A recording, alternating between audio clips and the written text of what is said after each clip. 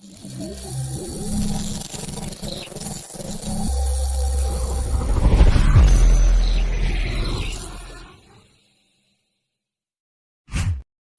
Danny. And I'm Althea. And we are DNA Live, baby. Uh-oh. Here we go again, ladies and gentlemen. No, let me just start because this is going to be a fabulous show. I am so excited.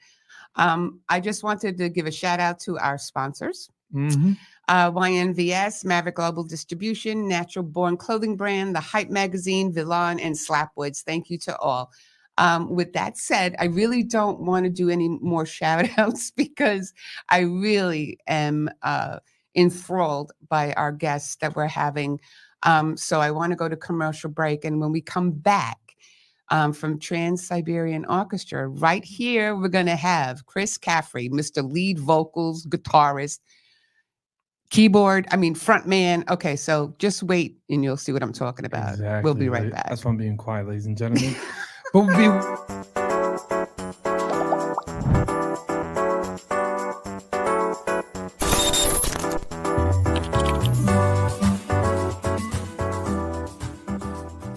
Eres bella, tus ojitos me iluminan, aunque no quiera, me tiene loco en la cabeza. Guardo tus fotos, no las he borrado, y tus besitos no los he olvidado. Eres bella, I think about you all the time, but it's been 2 years now since I last saw you, y no sales de mí. DNA in the house. Make sure you check out their radio station that what Miss J and the Misfits are on. Let's go.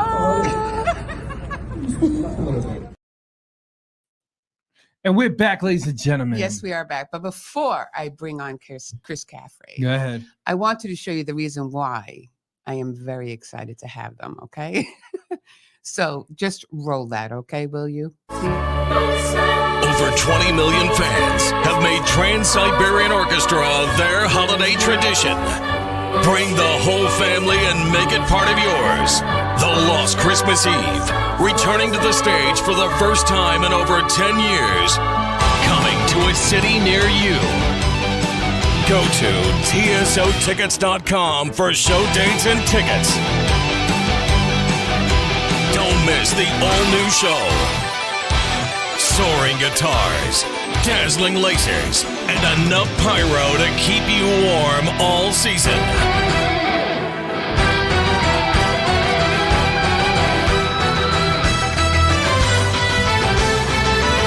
Coming to a city near you.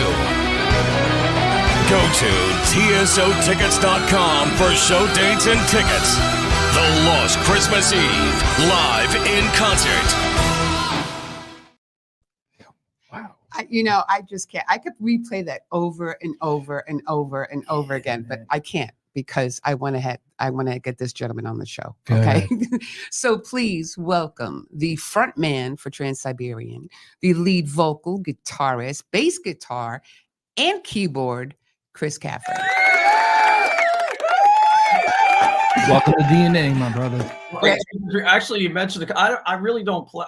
I do play bass and keyboards, but not in the TSO show. Okay, not in the guitars. I do some vocals, and I am the front man of the band, which is something I've done since the very first show we ever did. And it's kind of funny because when that position came to me, we got to do the shows, and we had 7 shows brought to us the very first year. We weren't even sure we were going to be playing. We were filming the Ghost of Christmas Eve DVD, and a radio station in Cleveland, WNCX, and a gentleman named Bill Lewis, they came to Paul and Yo and TSO and asked us if we would play live. And Paul came to us and said, "What do you think?" And everybody decided to go ahead and try. So we never played before. So we booked the first show, and they released the tickets. It sold out. The second one sold out. The third one sold out. So there was 3 in Cleveland. There was 7 on the first tour. But the one thing I don't think we really thought about when we were rehearsing was like, wait a second, who's going to talk to the audience? Oh, it was kind of like, I don't know if you remember those Life cereal commercials. It's like, Mikey, he'll try anything. Kind of like with me, when we were doing the Ghost of Christmas Eve DVD, they had this one intro to a song where there's a joy to the world being sung by a young boy. And I guess at that point in time, I was the youngest in the band. So, and they wanted me to dig, you're going to do it. I said, I am. We were in somewhere in northern New Jersey. I ran to the bar across the street, got a shot of Jack Daniels, and went in there. I was like, joy to the world. I never did anything like that in front of it. Yeah. So it was one of these things. So we got to the show and I started talking, and it's crazy. I am less nervous in front of 10,000 or 15,000 people than I am in front of a small group of people in a room. And I don't know why that is. I think that you don't necessarily focus on any one. And the only time you actually do get nervous is if it's like your mother in the audience.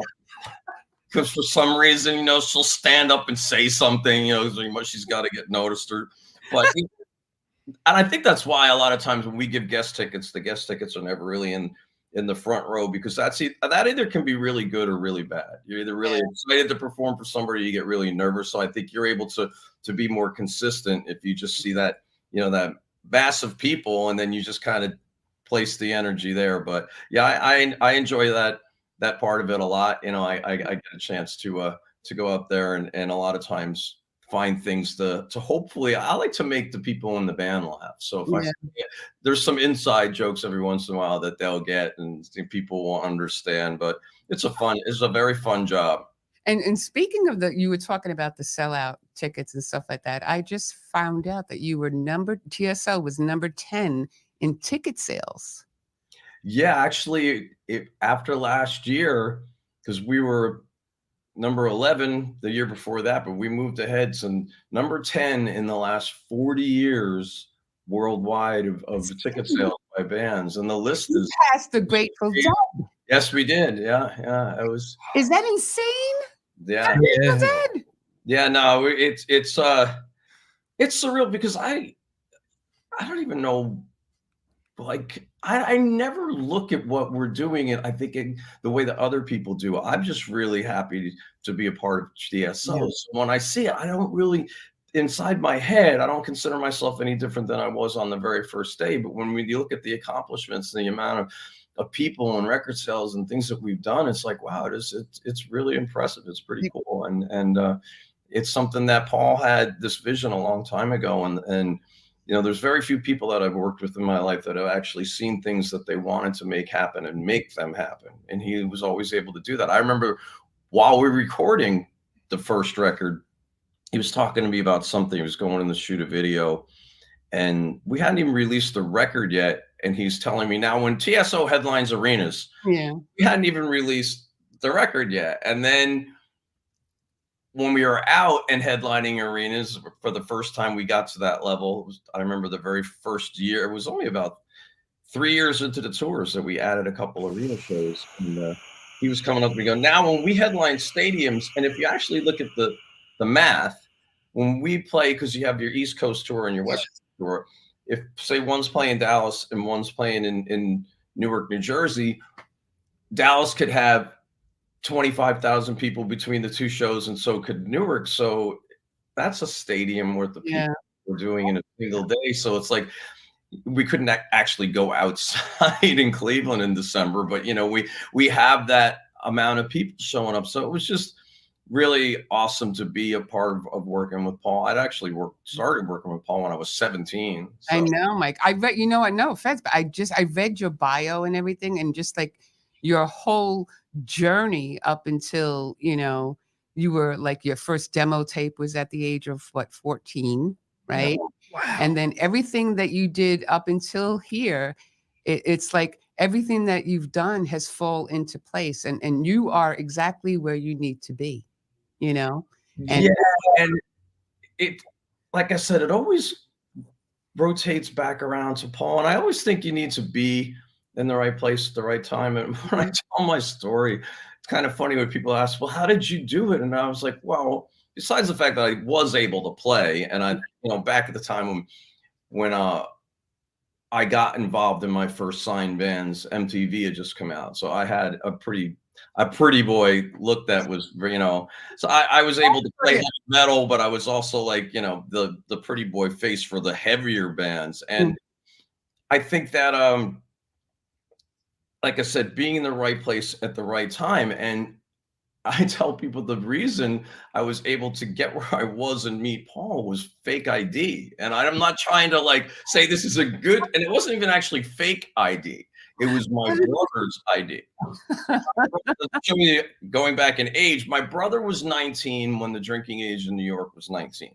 And I Okay. never even drank until I was out of high school. So this isn't saying anything about drinking.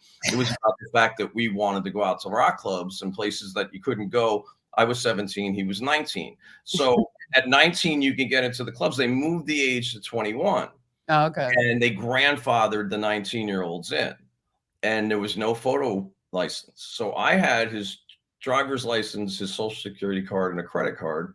And I'd go to these things. And I probably looked 12 at that time. And I would go to the bouncers. They look at me and there's no photo. So they just let you in. Because I think the social security card and the credit card was really what I never got any questions. And my brother would enter like 10 minutes later with his actual photo license. And then the guys would just see that. And there was a place in New York City. There was a building that they've removed it. There was a news square that went around it. It was at 42nd and Broadway. And on the 17th floor, there was a 2-floor Indian restaurant that every Thursday night they had the place to be for the rock and roll industry. You know, you could have the singers of all the bands, whether it be the Stones or Whitesnake or whoever would be in town would be up there, and it was a jam. And there was a band that was called Heaven that was on MTV at the time, and they had done a cover of the song Knocking on Heaven's Door. Now, Paul produced that record, and that was his idea for them to cover that song.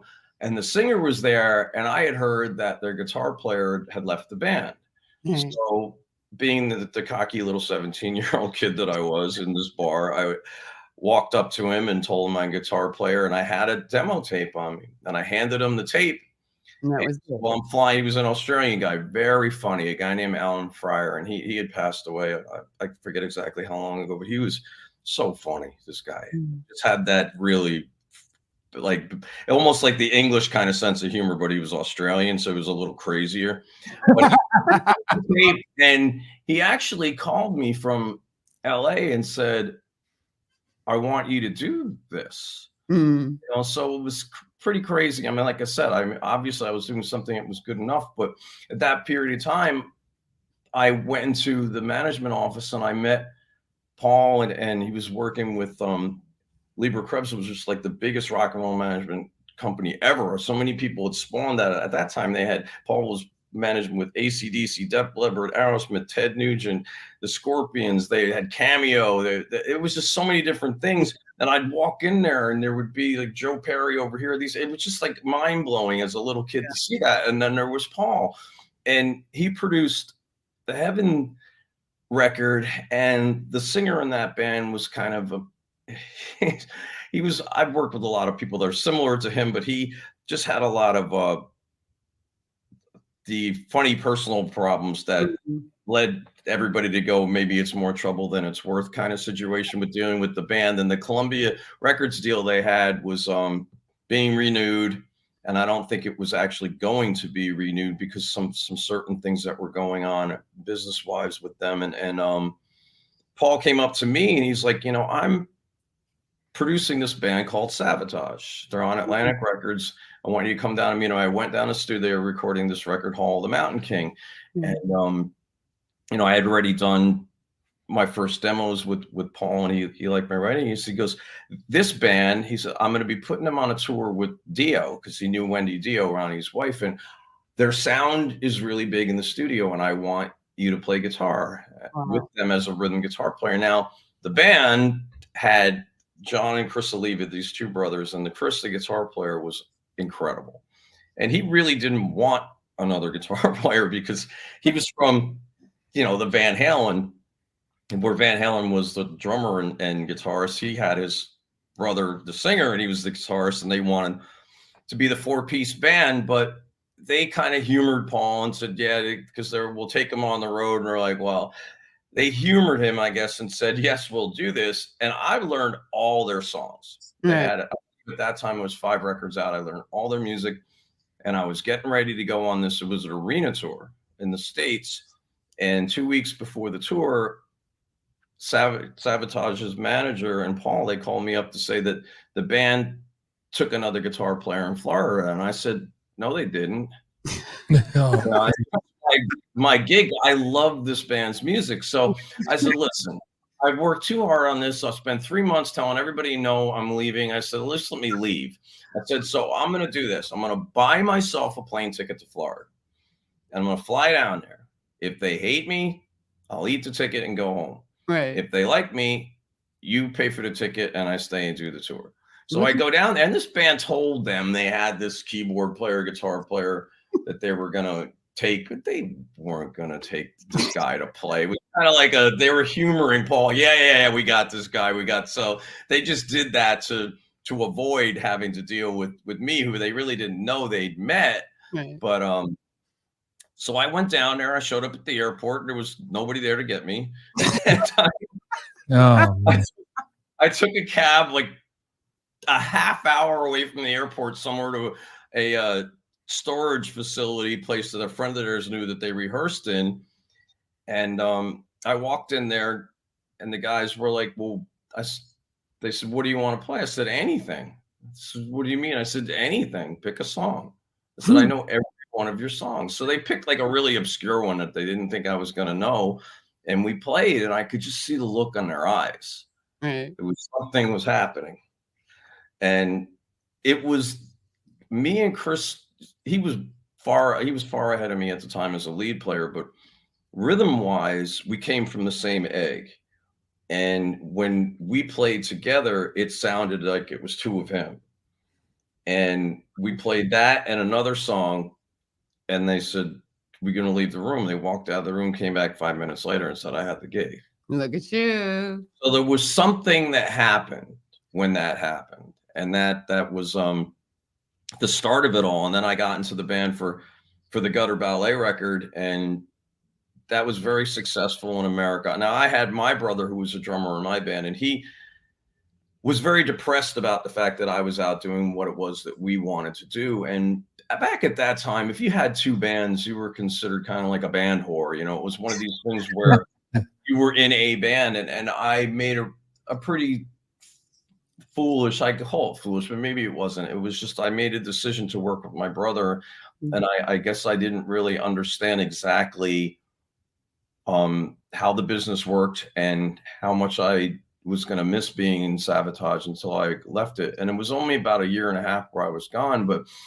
things didn't work out with me and my brother creatively. We Right. were way apart. He went more towards something like wanting Whitesnake, and I was like, I'm in the band I wanted to be in. Right. Okay. When John Oliva had been out of Savatage after the Streets record, me and John got together and we started writing, and we decided to do a project that was called Dr. Butcher. It was a very heavy, like the heavier side of Savatage kind of album. And then unexpected to us, John's brother was killed by a drunk driver. Oh, wow. Oh. And that led to John going and working on a record called Handful of Rain with Paul and with Savatage. Now, through all this, Paul had produced every Savatage record. He did Gutter Ballet, and then after Mountain King, and then he did Streets, which was a rock opera, which was the original concept of him wanting rock theater, that whole Streets song. So, you know, Paul, he loved the Olivas, and he loved working and writing with John. So they basically escaped in the real emotion of losing John's brother and did Handful of Rain. And when that tour was over, they came back to me to say, will you get back in the band for this record? Paul has an idea about a story about the war in Yugoslavia called Dead Winter Dead. And I had rejoined Savatage as a member at that time when we did that album. Now on that record was was on that album. Now, when I was 17, Paul was telling me about this instrumental version that he had of Carol of the Bells, and he had demos of it, and he had worked with Joan Jett, and he was a big part of helping her launch her career. And what Joan had done is she recorded Little Drummer Boy, and that was their idea. And they had her on rock radio at Christmas time, and then after New Year's, they released I Love Rock and Roll, and she had the relationship with the rock radio station. So that light bulb in Paul's head from then stayed around for this. So with us, with Savatage, we kind of lucked into I think it's luck, but I think it was the guitar player from Kansas or somebody went to this guy named Mason Dixon, who was a DJ in Florida at a big rock station down in Tampa. And he said, you got to listen to this song. So Mason played us on Mix 96 down there. And it was like an adult contemporary station, a big adult contemporary rock station down there. And the song went #1 on their most requested. And Mason had told us, like, normally when songs were #1 most requested, maybe it was like 20 to 30 people calling it for it. He said there was like 300-400 people a day calling for this song. So Mason knew Scott Shannon in New York City at PLJ, and he said, you got to see what's going on with this song. So Scott did it in New York City, and it happened right in the backyard of Atlantic Records. You know, so Atlantic's listening to what the Savatage song is doing on, you know, the WPLJ, the biggest rock station in New York City. Yeah. So everybody's like, wow, there's a hit in this song. It was like too late into the season for them to do anything about it. So they all got together with Paul and said, what can we do next year? And then Paul, who had the idea for TSO a long time ago, had decided that it was time for him to launch that whole concept of his rock theater. And he had the Christmas trilogy written, and it was time to go do that record. Because he told me he always wanted to do a band that had like limitless creative possibilities, where you have one guitar player and a singer, or you can have an orchestra and 10 vocalists. And so the vision of TSO was in his head. Even when we did Savatage videos for the Gutter Ballet record, for the songs Gutter Ballet and When the Crowds Are Gone, he had string people there, you know, brought in that were doing it. And so it all came together. And then we released that song, and boom, it just from there, it didn't take very long. I mean, the song had that kind of reaction everywhere, and it built and built. And then we went to do it live, and you know, Paul had always had the idea that there was never enough lights. I remember when I played with Heaven, when I went to play this club when I was 17, I just turned 18, and we were playing this rock club in Queens called Lemoore East. Oh my God! Yeah, I used to go to Lemoore East. I used to live right there. He spent all of our money, over half of our money that we were getting paid that night on lights. It was like, and they had lights, but he's like, no, you have to go in there and have more lights than the last. And that's kind of where the whole thing with TSO and Paul, he just loved lights and production, and that's what's happened with me too. I'm, you know why? Because I used to go to Lemoore East when I was younger. I mean, you're talking back in the late 80s, right? So who did you see there? You know, I can't remember. I mean, come on, it's a very long time ago we're talking here. Yeah, I think I just remembered a few because there was some people that had went out there for the first right there on Queens Boulevard. It was right off of Queens Boulevard. It closed down a long time ago, but we used to go there all the time. And it didn't even matter what rock band was playing. We just went. People don't understand exactly how different the scenes were back then. I mean, I used to play cover bands when I was 16, and there would be 300-400 people at the local clubs on a Tuesday or a Thursday. I mean, it was just a completely different scene. So when you got to the weekend and you had those places like Lemoore East that could fit 2,000, you know, if a band like Poison went there from LA when they just got signed, there'd be people lined up out the door to get in. I mean, I didn't even realize it was him. Well, how would I know it was him? Were you ever there on a New Year's Eve?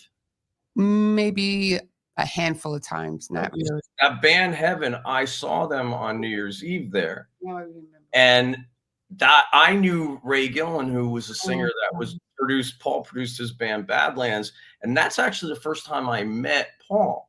When I met Paul at the office, Ray was produced and managed by Paul, but so was Heaven. And Paul was in that club and he came walking by and I'm like, who is this guy? Because he had like, you know, the black pants and the white shirt and a leather jacket. And I was like, well, he's got to be somebody. But I didn't, you know, you didn't know him because he wasn't in a band. So, and then that was the time I had met him. And I actually wound the show I was talking about. Like I said, I met Paul there, but I played L'Amour East with Heaven there. And actually, when we played that show, every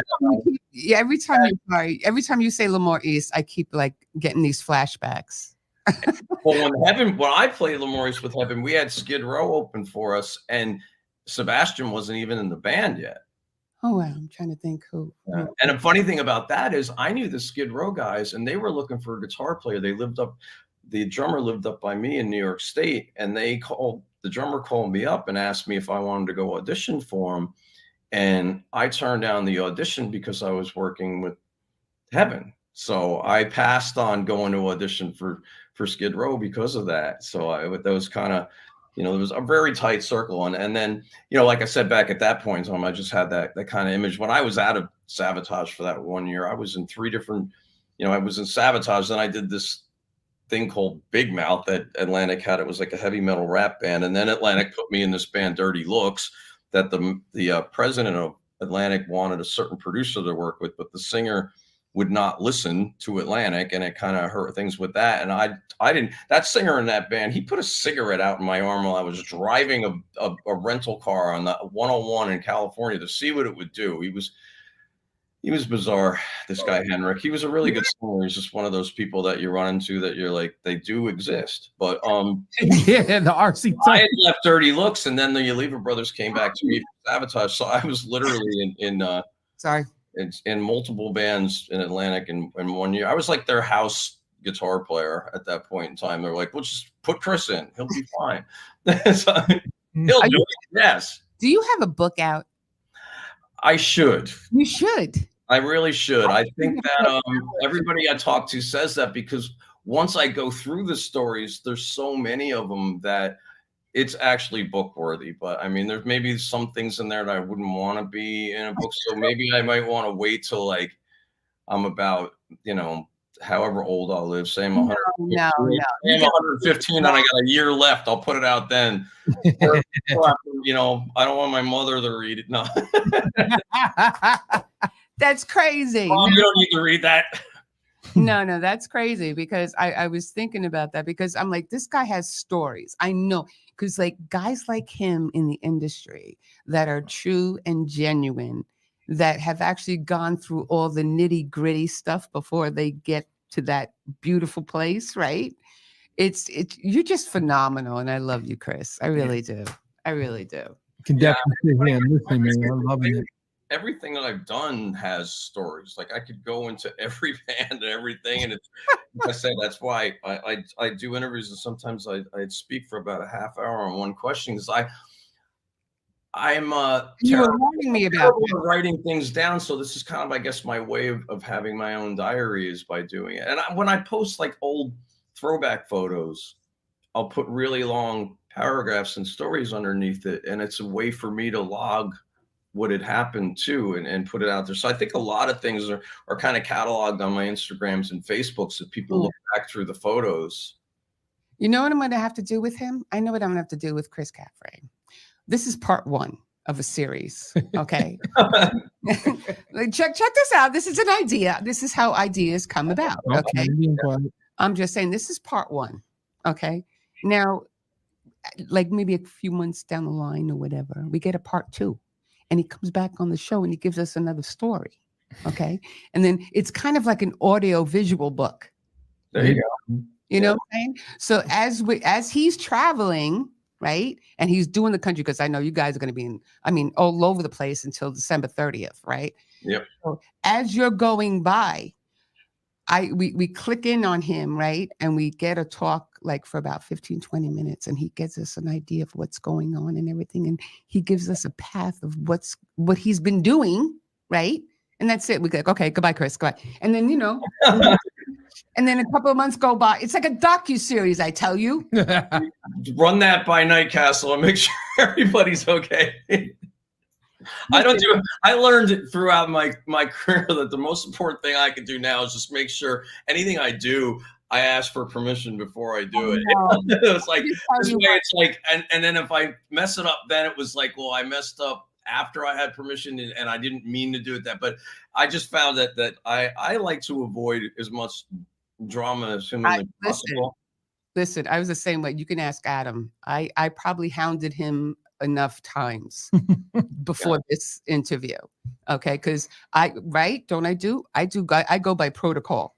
And I think they've grown to a point now that they realize that I have, I guess maybe the word's grown up. I don't know if I'll ever actually grow up, but I think they're willing to trust me now. You know, I think 20 years ago they might have been like, maybe we should.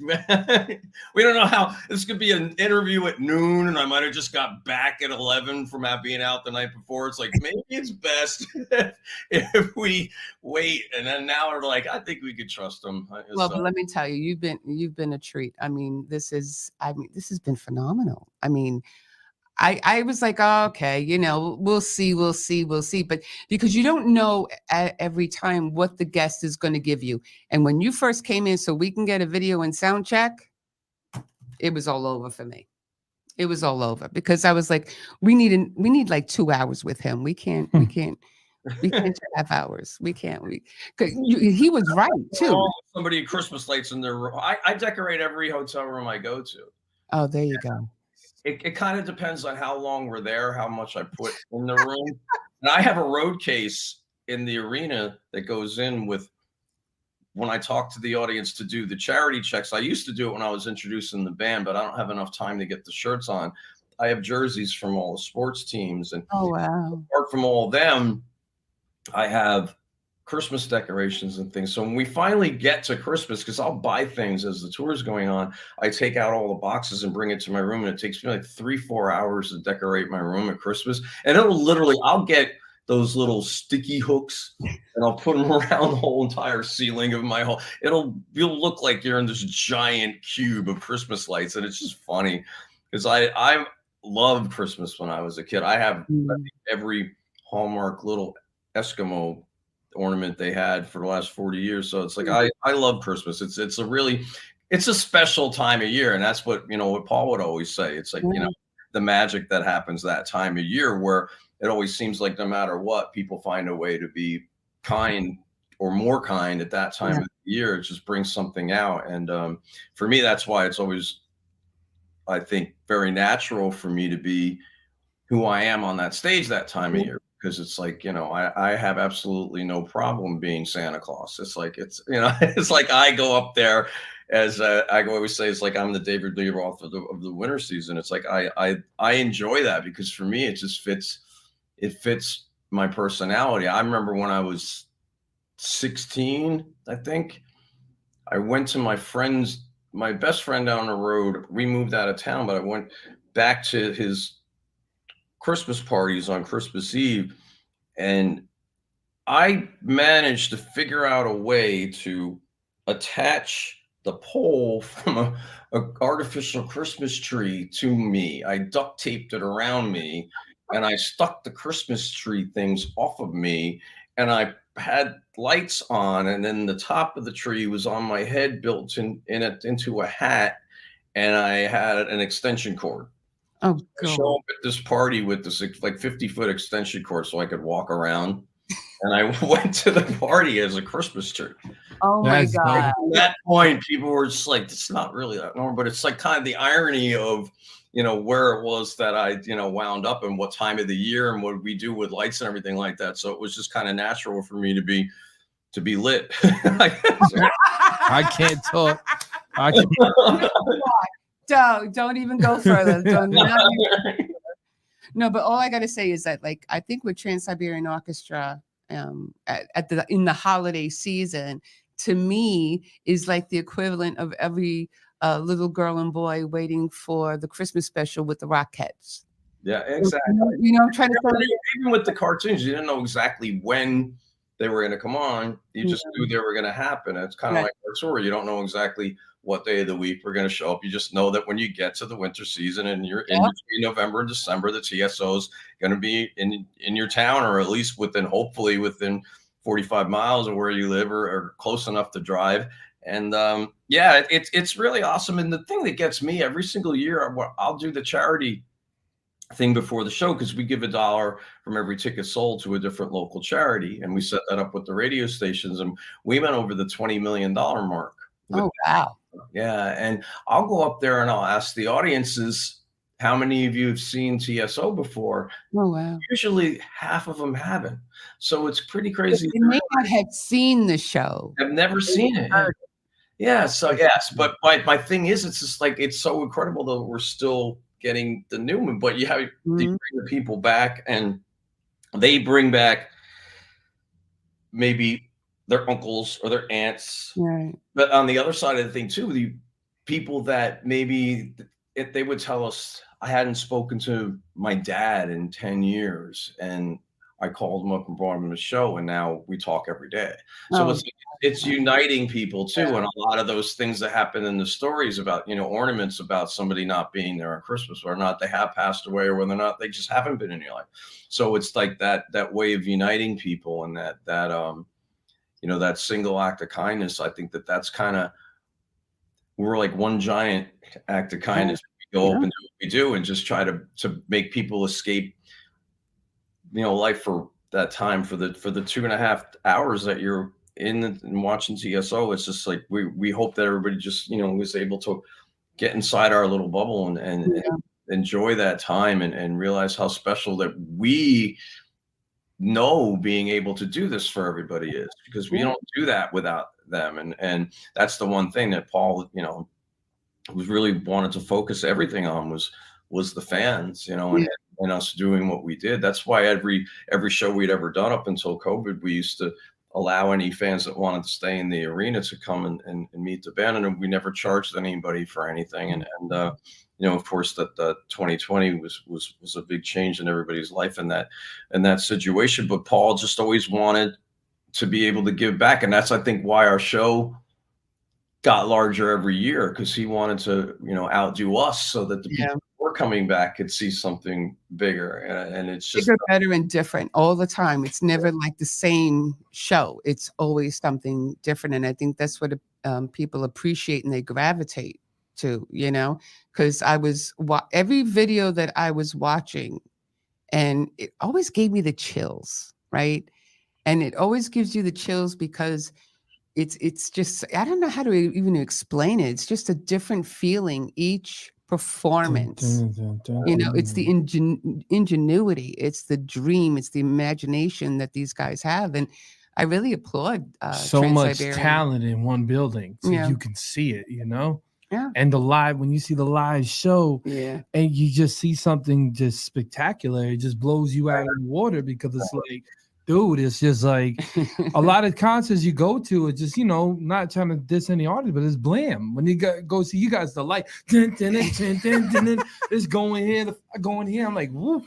Yeah. Well, our lighting designer, Brian Hartley, I consider him to be the greatest in the business. And the funny thing about him was, when I did the Savatage tour with Dio back in 87, 88, he was Savatage's light man. Paul had hired him then. So I've been working with Brian as long as I have Paul. He was my very first professional light man. And I remember when we were playing with Dio had a guy named Dave Lights doing his lights, and he was Iron Maiden, used to work for Maiden. And he always had these really cool light shows with Maiden. And I just remember seeing Brian and Dave Lights. They would stay up every once in a while. Dave would travel on our bus, and they'd be up all night long designing these light shows and arena shows. And Brian, was still on a kind of entry level, getting into the business bigger and bigger. He was pro, but building himself to that level. And now it's just like, he designs for other bands, he does for this, and he's on our tour every night doing our lights. But he's a big part of what was able, when Paul had ideas, he'd give them to Brian, and Brian would take his. And then now that Paul's passed, I mean, Brian just, he takes it, the bull by the horns, and just, he does so many cool things. And I used to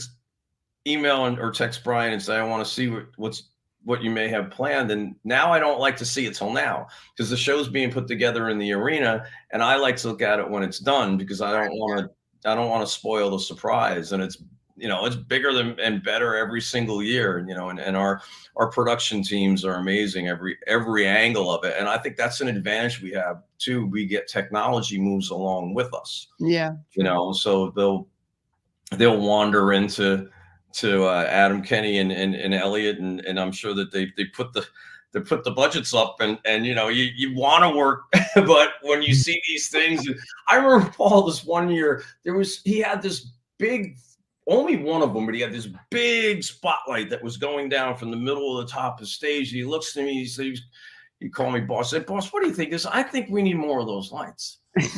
One of them at that time, I said, yeah, probably do. He goes, because I could see there being 4 more.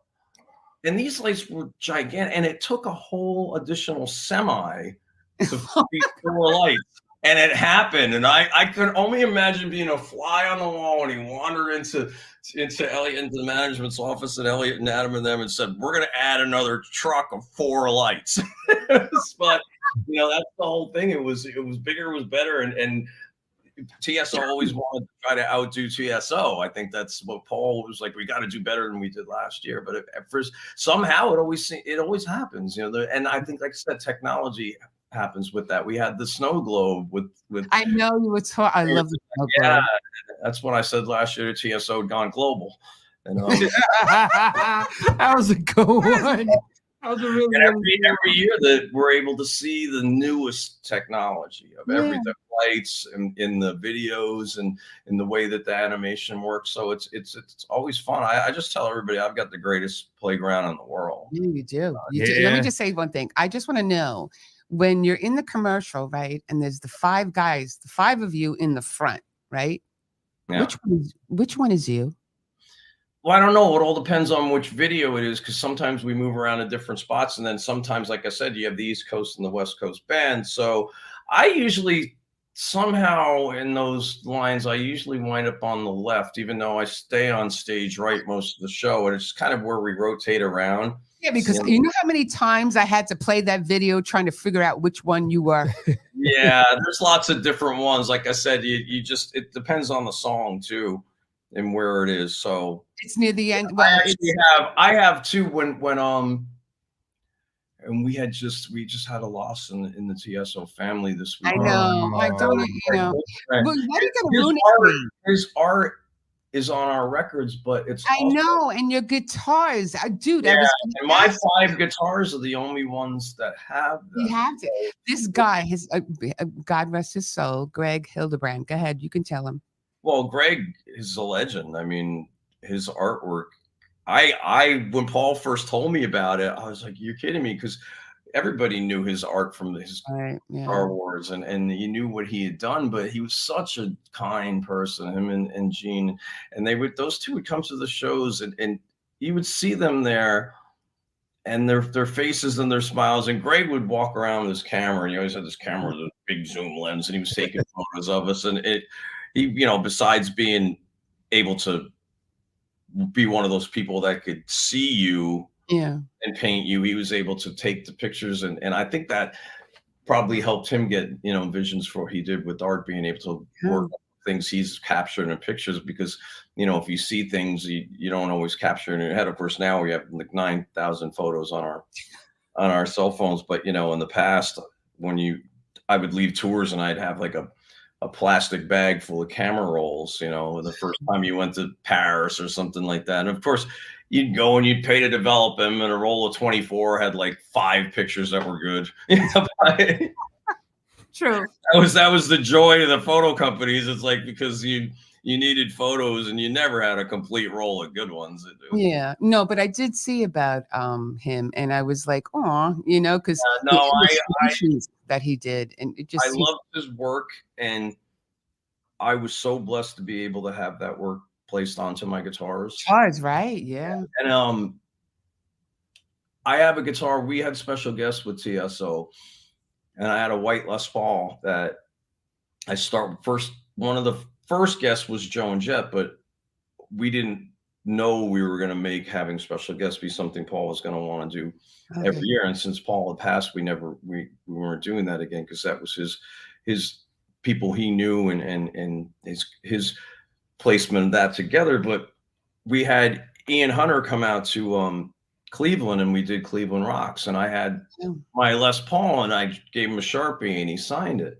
And then it just kept going. So Steven Tyler's on it, and Waltry's on it, and Leslie West is on it, and Robin Zander from Cheap Trick. And then when Joan came to play with us on New Year's Eve of 2014 into 15, I said, Joan, you never signed this guitar, because she played the Garden with us the very first time we played.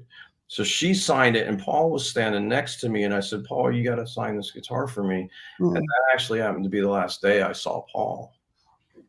Oh, but on the back of that guitar, I forget exactly where we were. It was probably one of the shows that Tyler or Roger Daltrey did, where I saw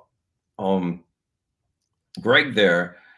And we also had Greg Lake from Emerson, Lake and Palmer was around a lot too, and he had passed away. Well, he's on the guitar, but I said, Greg, I'm having musician people sign the front of this, but can you sign the back? So Greg's signature's on the back of that guitar.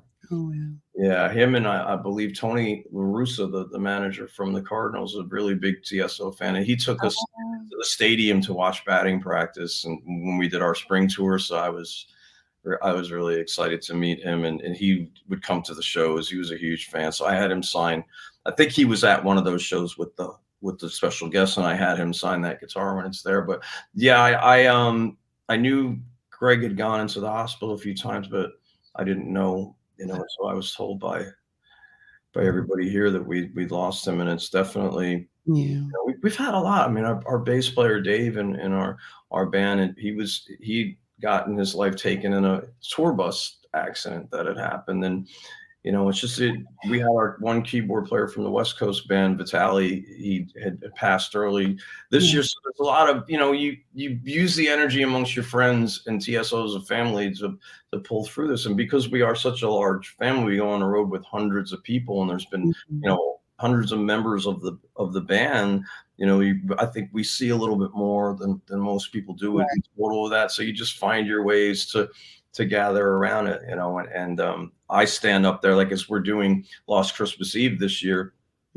James Lewis, who was on the East Coast tour, he was the original singer of Christmas Nights in Blue, and he had passed on it. So you just have your memories of these people, and the Three Kings song was Daryl Pettiford, the singer that did the Music Box Blues, and he was my roommate when this started, because and Daryl was somebody that passed. So I think that's, like I said, when we would do songs like Ornament on stage, you just conduct that energy. And there's lots of times when I'm up there and I just start crying, and it's just because I'm thinking of Paul, or I'm thinking of these people, Daryl or Dave, and things we did on stage and places we've been. And it's definitely something that I think it helps to give you strength, knowing that first of all, I was blessed to be able to work with these people and have them as a part of my life. So to be able to